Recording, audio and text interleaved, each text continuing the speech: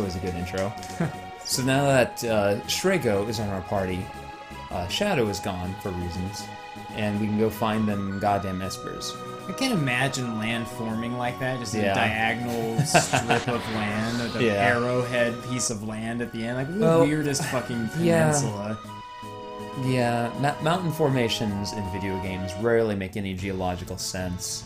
Wherever you find a mountain in the world, you find the seam of two plates that are smashing up against each other, forcing each other up because they're so... Oh god, I get so fucking psyched. Oh, did you see? Yeah. I get so fucking psyched when I read about geology. It's fucking crazy. And I think about the sheer mass underneath our feet and how much energy is going on to push these immense surfaces. Like, if only there was a better way to harness that, because that's fucking it's nuts. It's fucking crazy to think about. It's just fucking crazy. If you're fast enough, you run right up on her. She's not even subtle anymore. Yeah, like if you could harness a fraction of the energy that it takes to push the fucking all the plates that make up Eurasia. God damn. The continental crust is up to 30 miles thick. A human mind can't even imagine that immensity. Yeah. Can't imagine the weight, the mass, doesn't, the volume, not to mention the energy to move it all, which actually might not be, I mean, it's a lot, but it might not be as much as I think, because basically it's floating on magma. What are these golden veins? They're statues are the source of all magic. Well, not these statues. I think these statues are standing in for the three goddess statues. One is a goddess. There are three gods of magic, basically, and they're all in statue form. And the three of them are in this perfect balance, this triangle, basically, and that keeps the world functioning in balance, which is why the first half of the game is called the World of Balance. Oh, okay. And then Locke's gonna come and trip over one of them, and then it's not far off, actually. Thing. It's not terribly far off, actually. You said goddesses, and I'm just thinking about how we have tickets to see Symphony of the Goddess. Yeah, oh my god, it's gonna be so good. It's so good. I'm really looking forward to summer because I'm tired of being cold. Yeah. But man, I'm looking forward to September when we get to go see that show. Yeah, that's gonna be great. Oh, fuck. Yeah.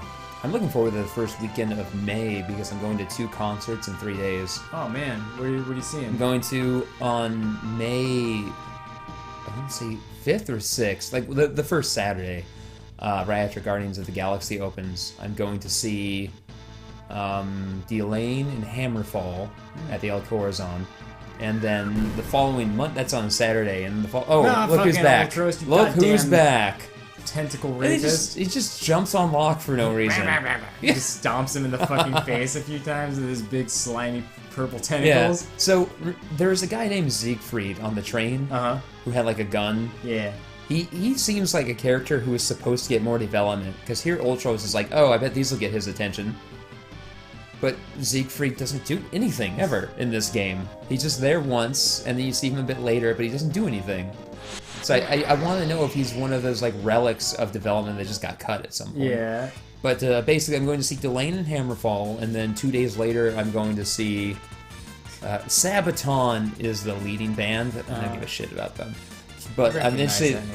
They're a metal band. They obviously the leading band. They're kind of popular, but I'm not too hot on them. But the supporting acts are Battle Beast. Oh yeah. And Leaves' Eyes. Yeah, I never heard that, but they're decent. Kind of symphonic metal band. I'm assuming these are all Nuclear Blast signed. Yeah. Yeah.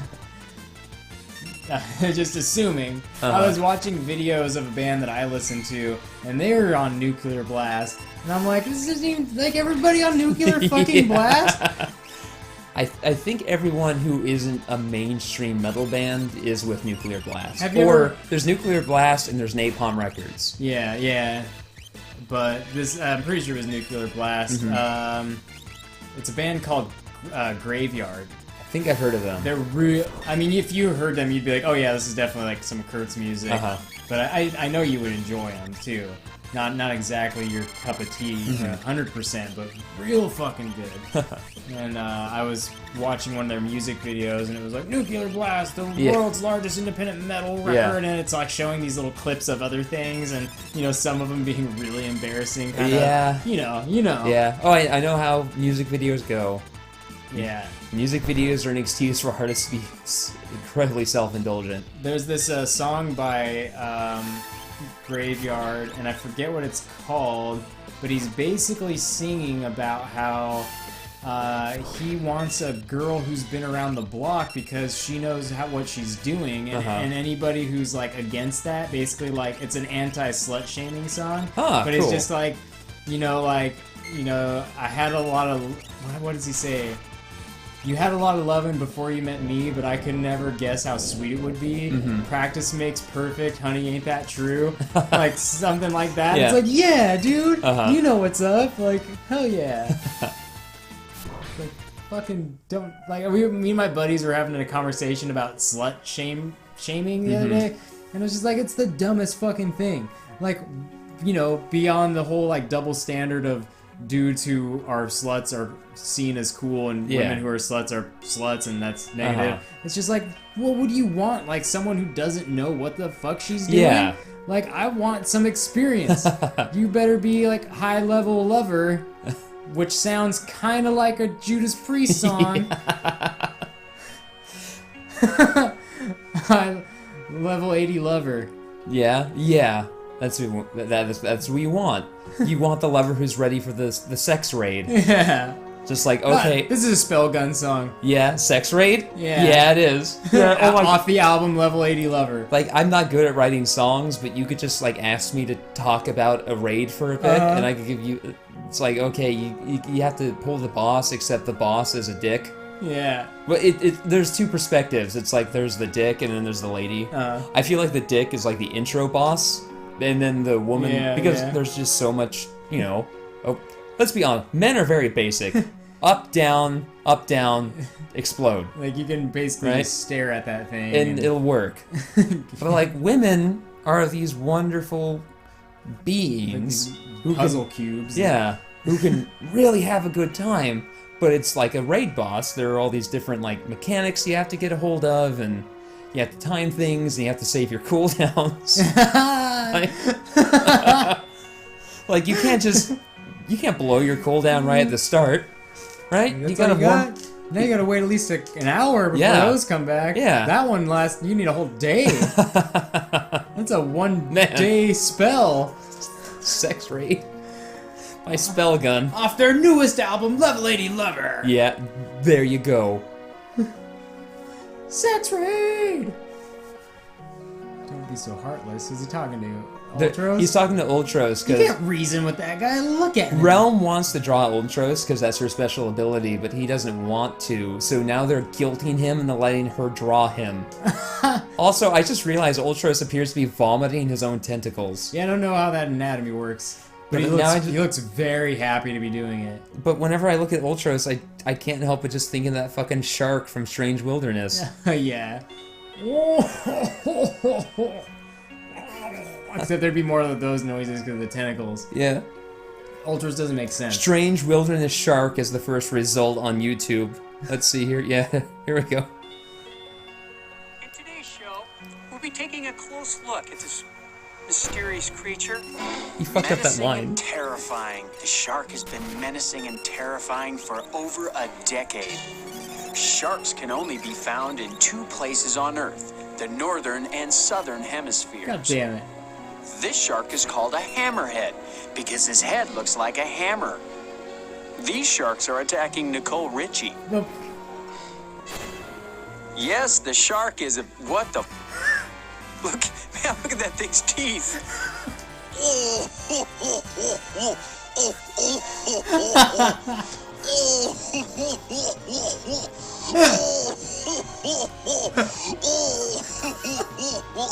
I like how it blows past the rule 3. Yeah. Which they cut that clip. People on YouTube never know how to make the clip the right way. No, they don't. But that goes on for like, I want to say like a good 7 rounds, which is the best thing to do, because if you're gonna go beyond 3, you better really fucking go for it. I love destroying the rule of 3 in comedy. You do have to be dedicated to it. Again, yeah, you can't do 4. Mm-mm. You have to just keep. It's like on Family Guy occasionally.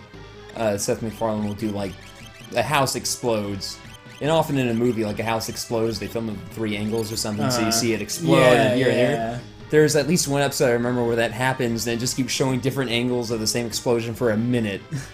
Which I'm like, okay, Seth, I hate the rest of the show, but that's a good one. Yeah, you did that. Why can't you good. just make the show more like American Dad? It's weird. I know you're capable of something as good as American Dad. Because he's like, well, monies. Yeah. Oh, man. Monies. Did you want another one of those drinks? Are you good or what? Yeah, let's have another one. Yeah, let's have another one. What is that? Refresh? What is that? What do we got? It's just it's Safeway mango water. Mango. Look at their logo. Mango pineapple. It's just like a little spoon, like 3. It's one drop that's transformed 3 times. It's just It's refresh. 0 calorie. Oh yeah. Just a splash. Oh man. Oh no. Oh no. Just a splash. Just a little sploosh. Just a little drip. Oh, you don't. Slurm? Yeah. Isn't that the name of the drink? That's the name of the drink. That's why I left it in there. Oh man. God, this episode is self-indulgent, isn't it? Yeah. Hey, let's listen to a clip of Strange Wilderness for a while. After the episode where I talk about my mom's affair. Slurm. That's why you come to CDP Plays. Oh, thank you. Raw self-indulgence. Cheers. Cheers again, yeah. This cheers brought to you by the HD Rumble and the Joy-Con controller. I can feel how many ice cubes are in my hand. Oh, so very chilly. Oh, the joke that made Ethel kind of mad at me, but that she also thinks is really funny, is we were talking about Jurassic Park and how I saw it in theaters when I was 7 and she was like 9. You know, she saw it in theaters. She was really scared by it, and she's like, "Weren't you scared?" I'm like, "No, I wasn't scared. I was thrilled, but not scared." And she said, like, "Well, I'm Asian." And I stopped. I'm like, "What does that have to do with being afraid of Jurassic Park?" Were people in the stands being like, "Oh, so very dragon"? Is it the whole like a Godzilla thing? Yeah. I didn't even think about that. I mean, I wasn't scared. Yeah. But maybe I'm too far detached. Mm-hmm. Growing up over here and all. Yeah. What is this dude? Yura? He is Tara's daddy's buddy. It frightens me. Yeah, I don't ever remember being afraid of any sort of film as a kid. I would, I didn't. My brother would wake up screaming. Yeah, I would be afraid of certain things, but I would never get to that level. Like, I'd get to the point where I'd be spooked by shadows, basically. Yeah. But my imagination would get overexcited. I would, but it never really gave me nightmares. I would just more get trapped in the more psychological aspects of horror, just like I'm trying to think. Okay, so that one film, the Descent, and they are all like spelunking, and then there's monsters. Oh yeah, okay, yeah, I know that. And then she thinks she gets out, but then she isn't. Like the idea of that, like just as an example, that's something that I would continuously think about. Oh sure, like, that's the stuff that gets to me these days now that I'm an adult. But as a kid, I'd be like, oh yeah, that's a Freddy Krueger, that's cool. But my brother he loves horror. Like he also as a youngin would wake up fucking. Freddy's gonna get me. Yeah. Jason's gonna get me.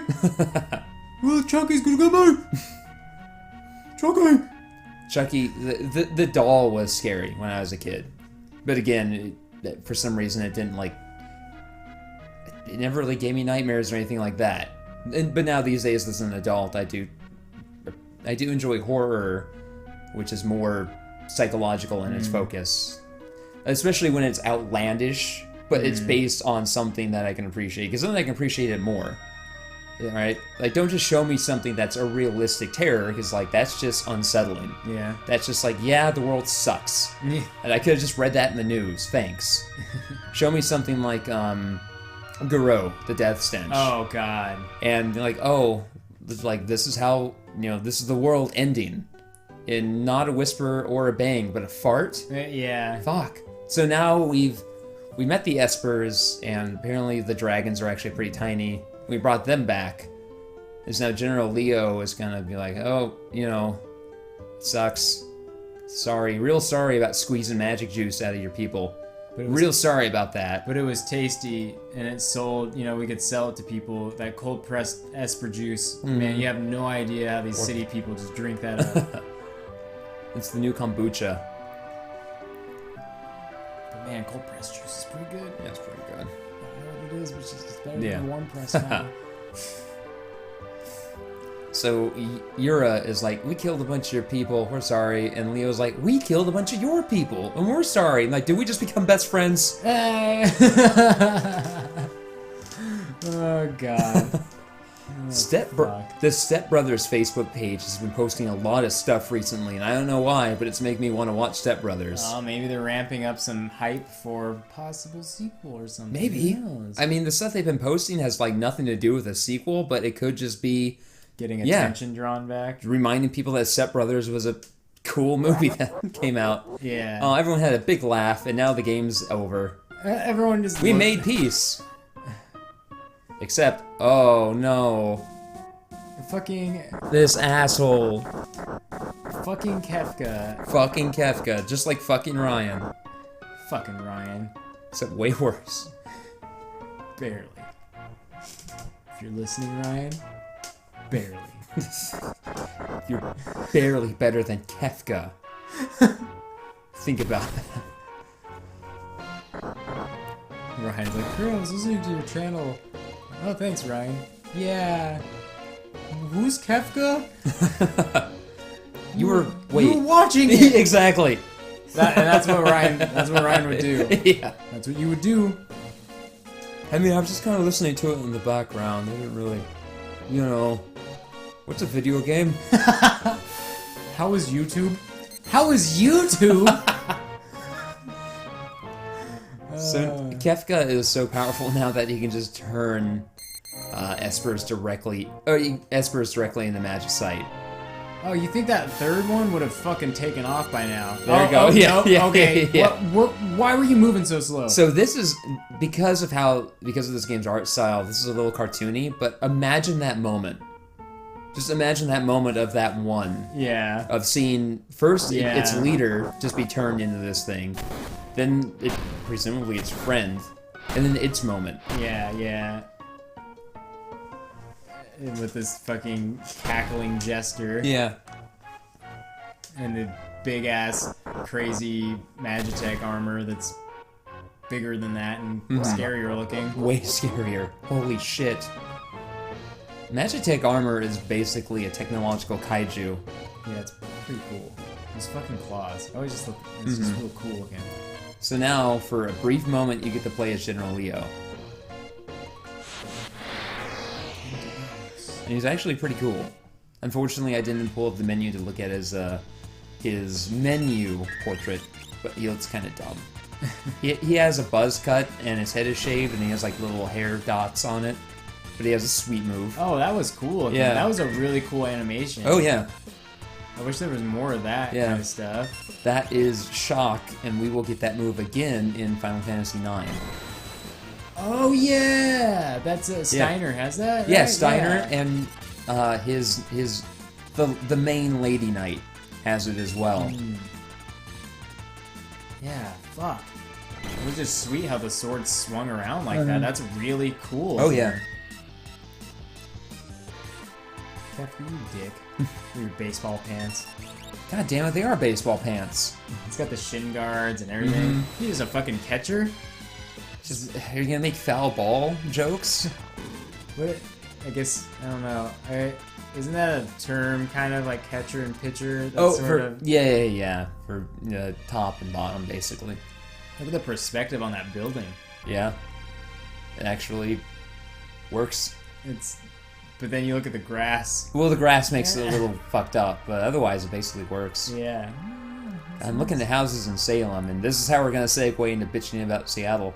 Looking at the houses in Salem, and they're actually fairly decently sized, like those buildings. And I'm like, man, god damn, I'd love that. What are the, like... You know how there's like a usual style of a town because of the time it was built and it was hot then? Like, do you notice like I don't know, can you compare it to anywhere? Or does it look like kind of the same as, I don't know. It looks kind of the same as the actual houses you would find around here as opposed to the condominiums. Mm-hmm.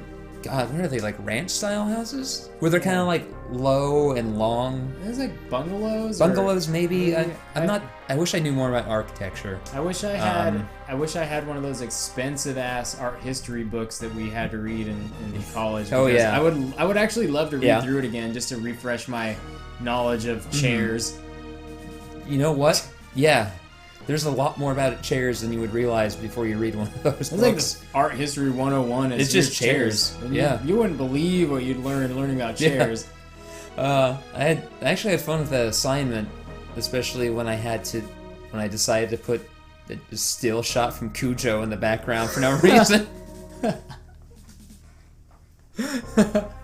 It's just like pictures of fucking, buildings and chairs and shit, but the background is this image of the mom pushing against the car door as Cujo is trying to bite her. I guess Stephen King's memoir, I guess he just doesn't remember writing that. Oh yeah, he was like so drunk and or high for a while that he doesn't remember writing Cujo. He's like, it really bums me out. I wish I could remember writing that. I liked that book, but I just don't remember. It's like, oh well, I wish I could create a work of art like, that, not saying Cujo's like an amazing piece, but it's a known book. Oh yeah. He didn't do it for nothing. I wish I could do that and not remember it. You know what's weird about Cujo? I remember it mostly for how aspects of it apply to my own life. Oh. I read it when I was 10 or 11. I read it really young too. Yeah, but like the mom in there is having an affair, right? Mm-hmm. So guess who the guy she's having an affair with looked like in my mind. Yeah. I think that... No, I think Cujo kills that guy at some point, but he's not the guy who gets his balls eaten by Cujo. Yeah. But in my mind, they're basically tied together for obvious reasons. So... Yeah, my mom had tons of Stephen King. I read, like, Pet Sematary and Cujo. Pet Sematary is one of the few books which actually scares me. It was weird. Well, just the idea... And that was another thing, is reading it as a kid, just the idea of, like, like when he goes to bury Gage. Yeah. And you're like, and just that horror of Kip. That's how the dog came back. Like... What's it gonna do to a human? Yeah, and that... I kind of want to reread that now. I never finished it. I read half of it while I was in Iraq, and it's not that it scared me so much that I put it down, I just ended up putting it down. I just remember it end. I remember how it ends a lot, actually. Just the description of the protagonist setting the house on fire and walking away, and the heat from the fire like tightening the skin on the back of his neck. Ooh. To me, that really stuck with me. Yeah.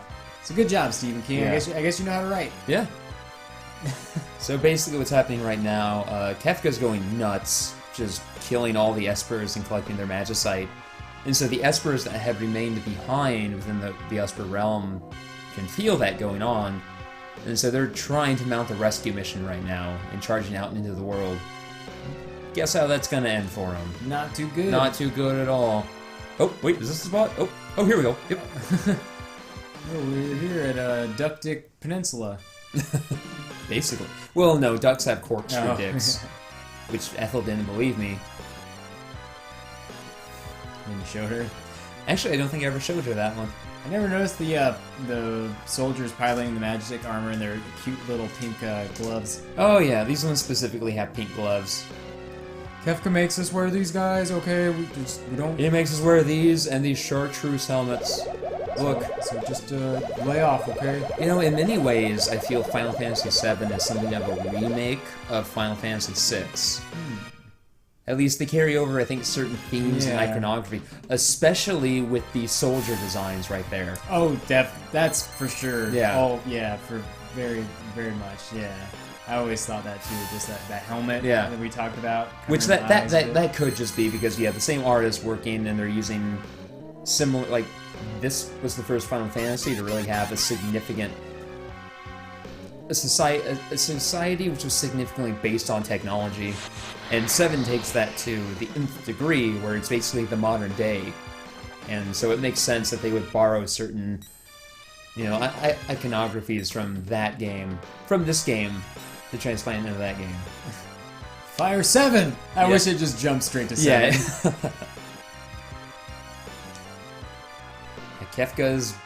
Kefka's basically a god now. Just basically a god. And that's not what you want. He's Nah. basically the ringmaster. Magicite, please.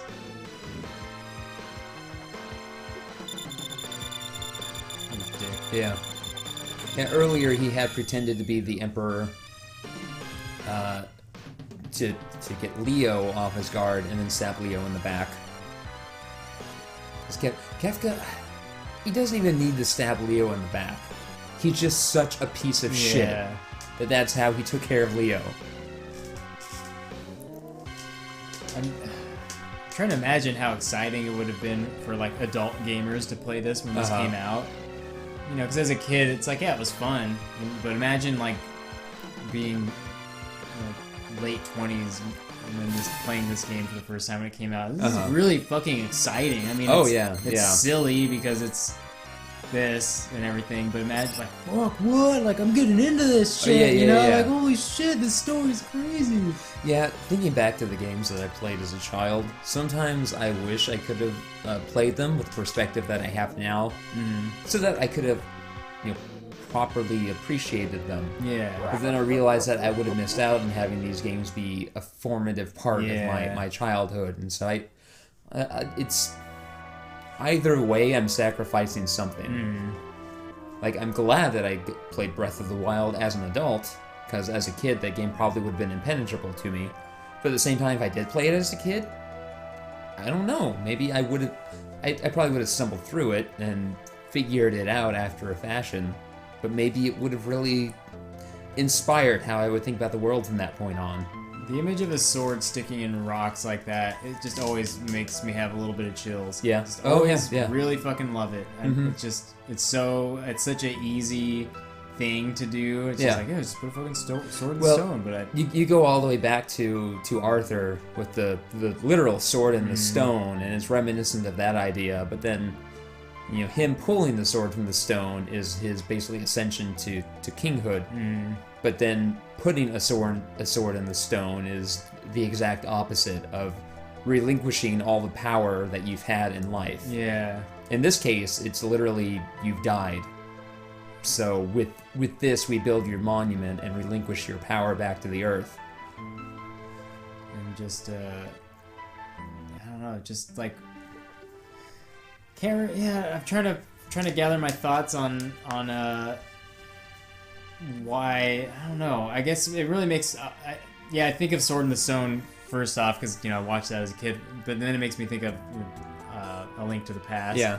Well, yeah, because the Master Sword is Yeah. always in a pedestal. And it's just fucking cool. It doesn't belong there. You Uh-huh. think like, you know, the sword's not, you're gonna dull it, but it's such a badass yeah. sword. It doesn't matter. Well, did you get the Master Sword in Breath of the Wild yet? Not yet. I'm Yeah. still saving up hearts. Oh yeah.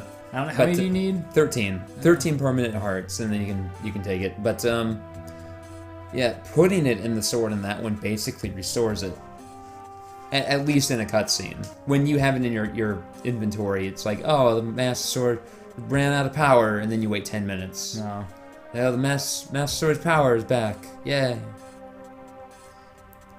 Yeah. Oh fuck, I bet I can go buy the Dark Link outfit now. Top of that luchador outfit. I didn't realize that'd be a luchador outfit. Like, I just kind of wanted to buy equipment to Yeah. kind of fill out my roster of stuff just to have it. And I put it on, and I'm like, this is a fucking luchador outfit. That's awesome. And it glows in the dark. It has spooky skeleton glowing outlines. That's the best. I have I think I'm wearing like a ancient like chest armor thing.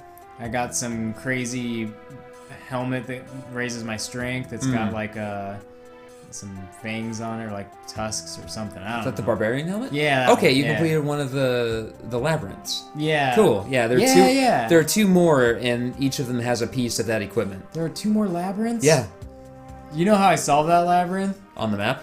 I just fucking climbed up to the top. Oh, and then you look down. And then, yeah. I was like, you know, I could walk through this thing. Or I bet I could just climb up this wall. Oh, how you solved it?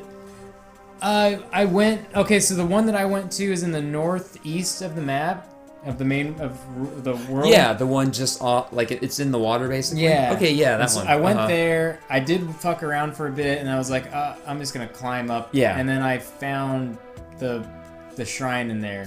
Yeah, the other 2 can be circumvented, and well, the other 2 are more complicated than that one, but they can also be circumvented by just climbing up top and finding the right spot to Yeah. parry light down into. Like an asshole. Yeah.